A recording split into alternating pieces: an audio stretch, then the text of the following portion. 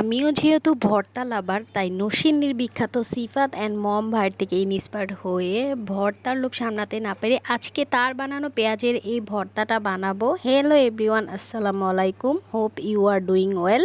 চলে এসেছি তোমাদের মাঝে আজকেও একটা রান্নার ভিডিও নিয়ে।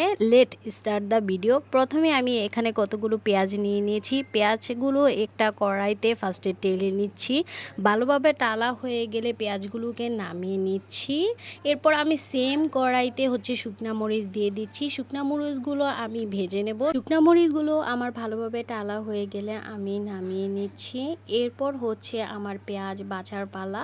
তারপর আমি এক এক করে সবগুলো পেঁয়াজকে এভাবে ছিলে নিচ্ছি। পেঁয়াজটা টালার পর পেঁয়াজের ভিতরটা দেখতে একদমই নরম হয়ে যায়, আর এই সময় যে ঘ্রাণটা বেরো এটাও অনেক ভালো লাগছিল। তারপর আমি শুকনা মরিচগুলো টেলে নিয়ে নিচ্ছি। তারপর এতে আমি পরিমাণ মতো লবণ আর সব কিছু দিয়ে প্রথমে এটাকে ডলে নিচ্ছি। মরিচটাকে একদম ঝুরি ঝুরি করে তারপর আমি এখানে সরিষার তেল ব্যবহার করছি।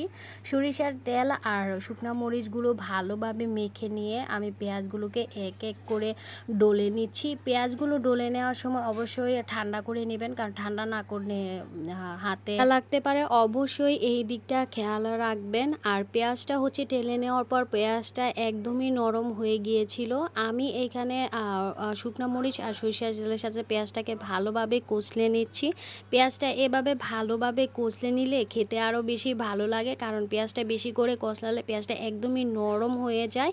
আর দেখুন ভর্তাটা দেখতে কতটা লোভনীয় লাগছে। ভয়েস দিতেছি কিন্তু ভর্তা দেখে আবার খেতে ইচ্ছে করছে। ভর্তা বানানোর শেষে আমি গরম ভাত নিয়ে ভর্তা দিয়ে ভাত মেখে খেয়ে সত্যি ভর্তাটা অসাধারণ হয়েছিল। বাসায় অবশ্যই একবার এভাবে ট্রাই করে দেখবেন। পেঁয়াজ আর শুকনা মরিচ দিয়ে যে ভর্তা বানালে এত মজা লাগবে তা সিফাত অ্যান্ড মম ভাইয়ার ভিডিও না দেখলে বুঝতেই পারতাম না, আর ট্রাই না করলেও বুঝতেই পারতাম না। আপনারা অবশ্যই একবার ট্রাই করবেন। আপনাদের কাছে আমার আজকের ভিডিওটা কেমন লেগেছে অবশ্যই কমেন্টে জানাবেন, আর কে কোথা থেকে দেখছেন অবশ্যই কমেন্টে জানাবেন। আজকের মতো এখানেই শেষ করছি। আল্লাহ হাফেজ।